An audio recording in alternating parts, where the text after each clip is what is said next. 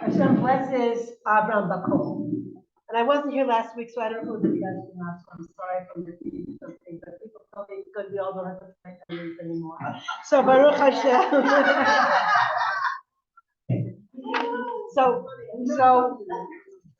So what is Bakol? What's Bakol? Some people say Bakol is a daughter. Okay, so it's a daughter. He didn't have a daughter before. Now he has a daughter, right? And he called her Bakol. Okay, some say that Bakol was everything, all the brachas and everything else. And the Sivo Shalom says Bakol is a shlita on the Yetzer Hara. So meaning when you're asking for I want it all, now we really mean we want it all. We mean everything. We want it all, everything, right? But all is really the best bracha is to not be ruled by your Yetzer Hara. When you worked on yourself so hard, so many years, passed so many tests, right? And so that Hashem gives you this blessing that you're not ruled by your Yetzer Hara anymore. And then when there's a Yetzer Hara, you're actually able to use that Yetzer Hara for the good. And like you have a Yetzer Hara, for desire, so you get that. You do good things. So you always use your Yetzer Hara for your Yetzer Hara. Okay, that's the whole Levavcha with your two Yetzarim, with the Yetzer Hara and the Yetzer Hara, you worship Hashem. Okay. The first question then the Siva Shalom says, how come after Abraham buries? Sarah, thank you very much. I'm really done. Anyway, soon you're not going to be calling me. Anyway, so why did Hashem bless him Bakol after he buried him? Okay. So first of all, we know that we don't get rewarded in this world. Right? We get rewarded for mitzvahs in the next world. I hate to tell you this, guys. but what it says in the bracha of the Torah that we say every morning, right? It says there's mitzvahs that you eat their fruit in this world, and the Karen is in the next world. So that means you do get something here. So which somethings do you get, and which somethings don't you get? Okay. So those he names those specific mitzvot, and most of them have to deal with chesed for other people, except for learning Torah, which is also a chesed for other people for the whole world, keeps the whole world going. So that's also you get both. But as Shiva Shalom says more than that. He says, when you do a mitzvah, you get the reward in the next world. If you do a mitzvah and somebody else enjoys it, their enjoyment you get rewarded for in this world.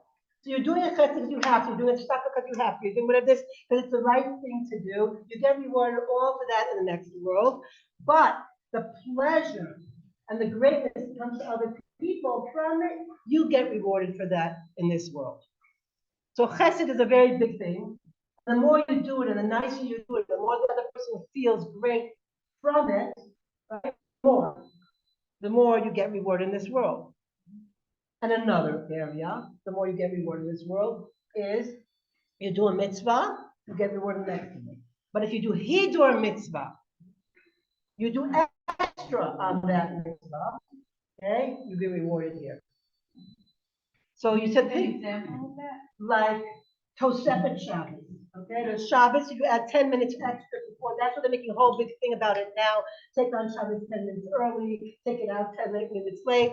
If you do this, by the way, whenever you do say Glean editor, you're not required to continue your whole life doing this, okay?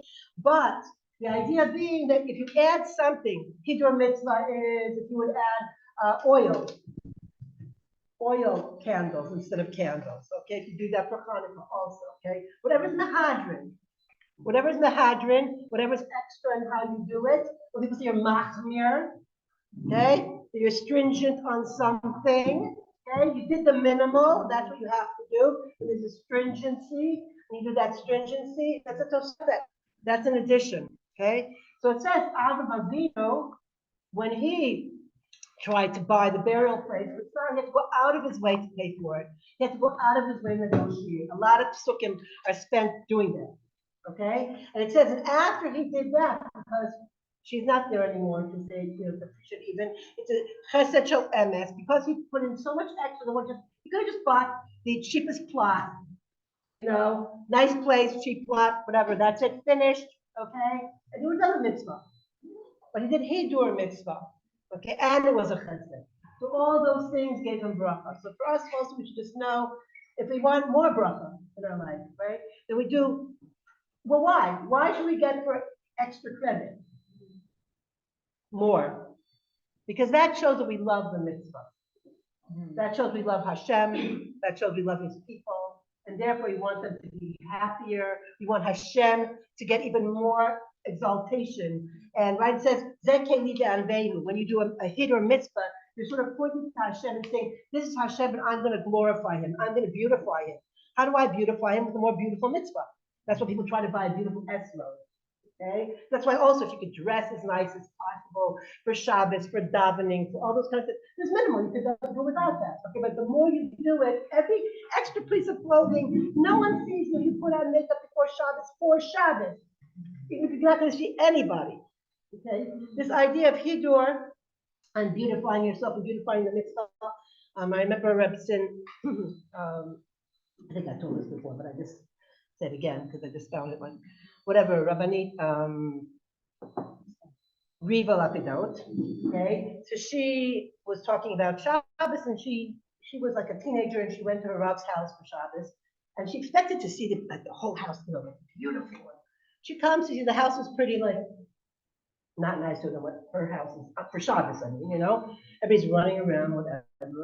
Okay, I don't know, my house is even, nicer than it, whatever, in terms of not expensive, in terms of like for Shabbos.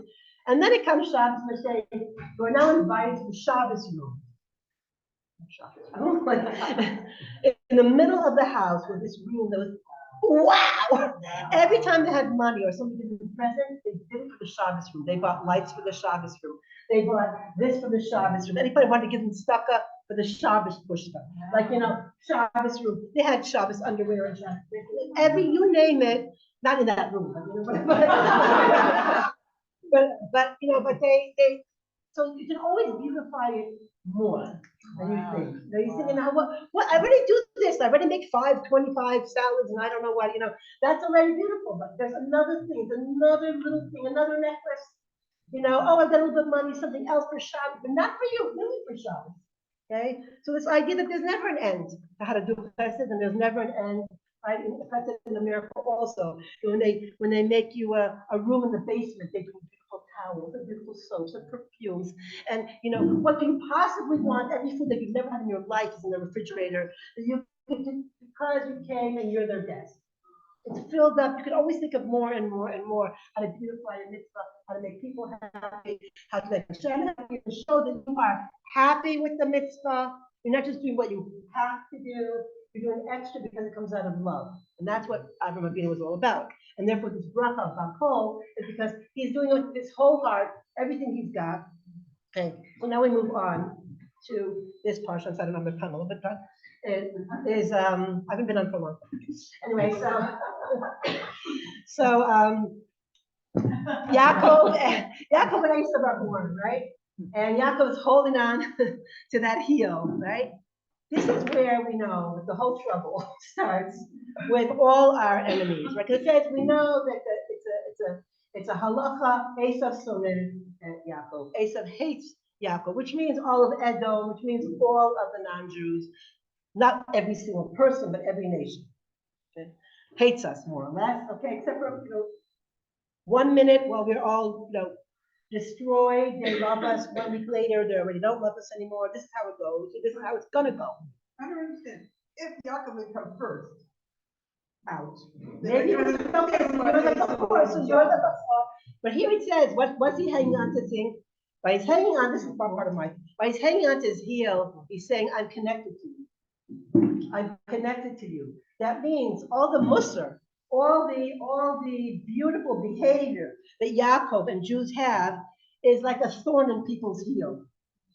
right? We are the ones who represent, humanity and humanitarian causes. We are the ones. The whole world is telling us about humanitarian causes when they don't do it themselves. They kill thousands and millions of people and have slaves and all kinds of stuff. And when we, every hospital and every car that moves into a hospital in Shifa, we are like accounted for. Okay? Why? Because we are the example of morality. And they can't stand it. So they always want to see, let's see if you're really perfect or not. Let's see. Those teachers said, you're such a good girl. Why do you do that? Everybody else gets to do after that. All the time. My mother. That happened to me. It's the so first time I religious. ran out of class. The first time I read the whole class, you shouldn't have done. Anyway, but it's true. If you have a higher morality, you shouldn't have done it. Okay, so we are looked at, and we are like a thorn in these people here. We're holding on. Where's Yaakov? Holding the heel. Yod is Hashem's name. Akev is the heel. Akev is also Kadesh et Atzmecha Mutar, meaning that Yaakov sanctifies what is permissible. It's not just that he does what he has to do. He sanctifies beyond what he has to do. Mela, if we did the minimal, okay, this nation does its minimal. We don't do minimal. We do maximum chesed, we do maximum kedusha, we do maximum. People don't like this, okay? Because it reminds them of what they're supposed to do. And therefore they hate us, okay? It says we are like a sheep among 70 wolves. So I said a beautiful thing. It said, why does it say we're a sheep around, we're 70 wolves around some other animal that comes and attacks them? Because the sheep doesn't attack. What does the sheep do? It waits for its shepherd to come and send everybody out and save them. That's us. We are the sheep. And we are the sheep, and the only one who can save us sheep is our shepherd, And by our doing the extra kedusha of Yaakov, the extra chesed of Avinu, the extra stuff by showing that we love what we do. Right? We don't do extra when it's a class. This is the minimum I have to do. I can't do it. We do the extras for Hashem and for the Jewish people because that is our kedusha, that is our greatness, and we will all be saved by the shepherd.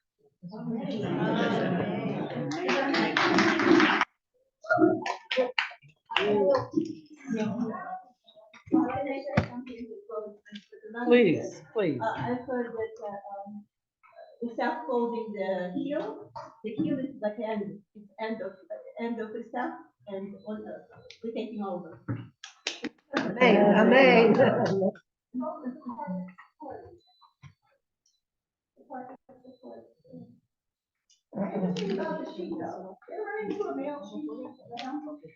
Not personally. No, I haven't. I mean, not that I know. Okay, so. Why did Abraham get the birth of buffalo after Sarah died? Because as long as Sarah was alive, he was a cook. That's very nice. That's beautiful. Okay, we're gonna.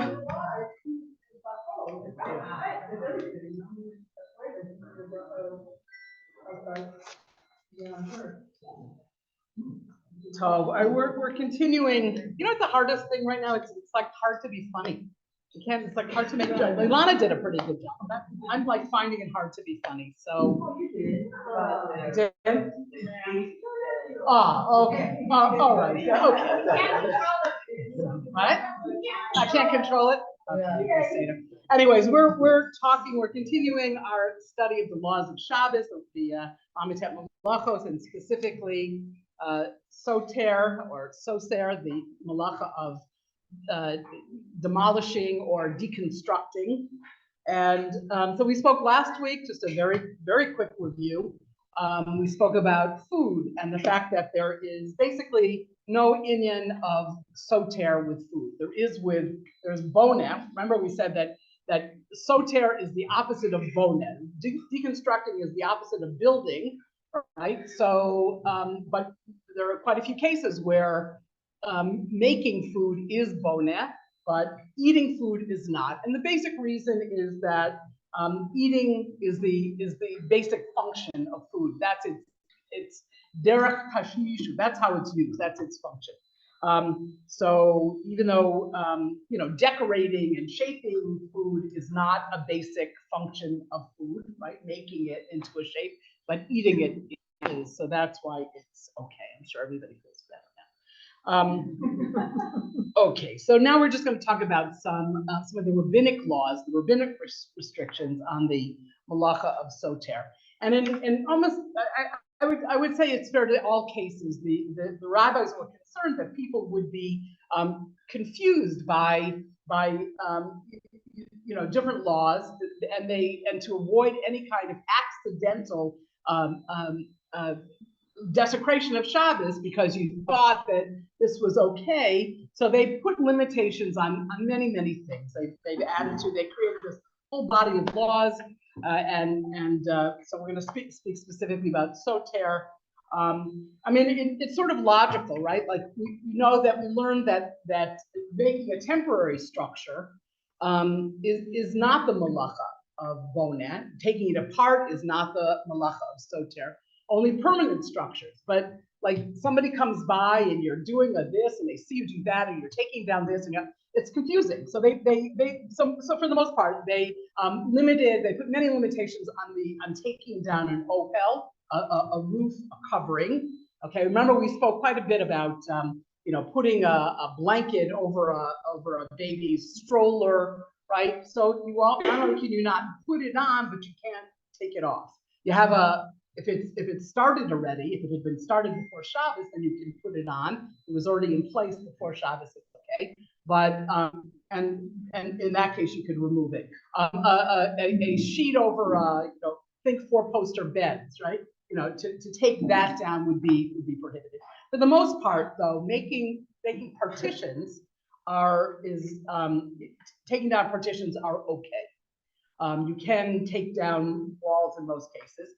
Some of the limitations are take like a temporary wall, like somebody put up a thing between, hung up a curtain between two nails.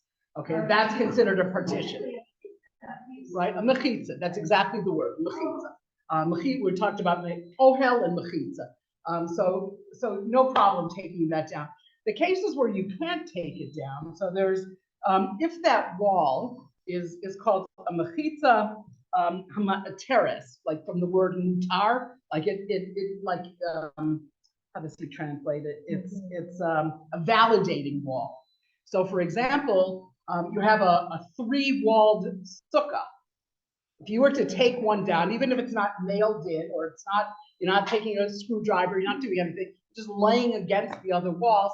If you take that down, that means the sukkah becomes invalid. And this one may not do. You can't change the status of something to being a kosher sukkah to being something that's just, a bunch of wood together. So that would be one instance where a person is not okay. A case where you could, let's say you put up some kind of a divider because you want to change a baby in a room where there's an aron or something, a Torah, Sefer Torah. So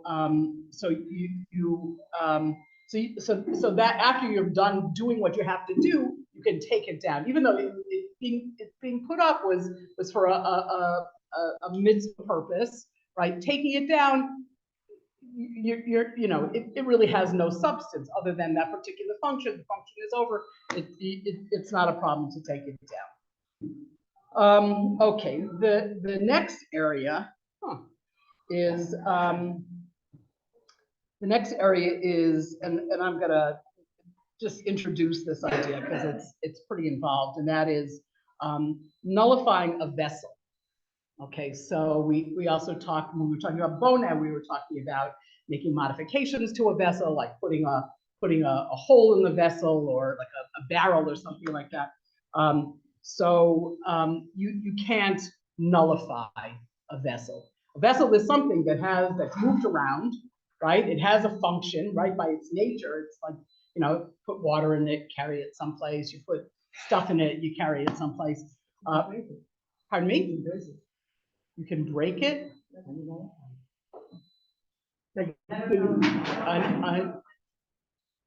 I don't know if you, I don't think you can break it. Just break the vessel on Shabbos. No, I don't think so. Why would you want to break it?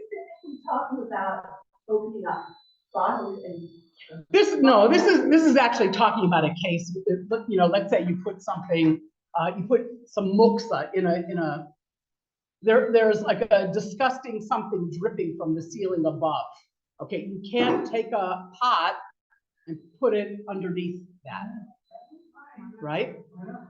Because you're making that vessel muksa. So you can't change its status from being. I know this is not a happy thing. We don't like. So if you're talking about clean water, then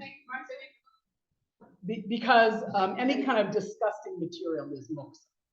So I'm not talking about just water. Like if there's you know it's leaking up above and there's regular clean water dripping down, or he gives the example of a sukkah where you have where it's raining and there's a hole in your schlock.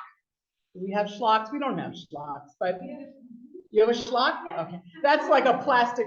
Okay, for the 3 times that it ever rained on sukkahs, people put a cover. In America, you need it a lot. You put like a plastic cover on top of your sukkah, and that's called a schlock. Okay, so if it has a hole in it, if it's leaking, so if the water that's coming through is disgusting, like you don't want it to mess up your table, right? So the water that's coming through is disgusting and dirty, then you can't put something underneath. It's clean and it's possible to use it. If the water that's coming into this pot is not, it's not usable, what are you supposed to do? Okay, well, you have to come back next week. You want to know? No, I'll just tell you I'll talk about it more next, but it's basically what you do is you have to put something in that pot that's not muksa before you put it underneath. Like just put a spoon. Put something that's. Pardon me? I'm gonna say like a plastic something. A pot is pot. You're right. You're right.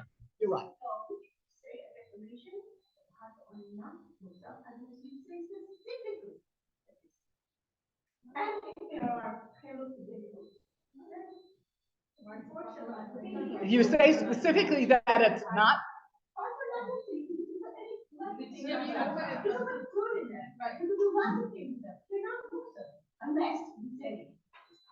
Look this. Okay. Okay. Trust you and look it up. Saying that if something disgusting goes into it, then right. Like we know that a dirty diaper is muksa. Okay. But you don't leave it in the middle of your living room. Right? But it's a problem to move it. It's not such a simple thing to move it. So put it down to find a place to walk. There you go. There you go. Good tip, young mothers. There's a good tip. Okay. Right. So you can't so by putting something disgusting into some kind of a kli, right? You're making it muksa. So this is what you are not allowed to do. I mean, the same thing applies to garbage cans, right? You change your garbage bag. There are people, not everybody holds this way, but there are people who say that the garbage bag, now is becoming muksa. So how do you put more, how do you, use it? You can't make this kli into something that's muksa. So there are solutions. I'm sorry, you're gonna have to come back. And then it's pretty involved. So I don't mean to, but you have to just, before you do these things, you have to put something that's not. What did you say? Yeah. Right. Okay. Anyways, I mean, essentially it changes its. I want to ask the thing about the diaper. Spouse, you put it someplace you can't pick it up and it's muksa. But let's say you peel an orange on your table, and the clipot becomes muksa because they Right, You don't have the use for them, that's why I call them. right. Okay, so you can take those fields and you can take them and put them in the garden. And you can, and also if the diaper stinks and it offends somebody and you can't say a bracha nearby, so you also can, okay, but, yeah. Okay, I think that's it. And that's all for today. Okay. Okay, some announcements. Some announcements. Okay. Judy, I am here. I just can't get my video to work.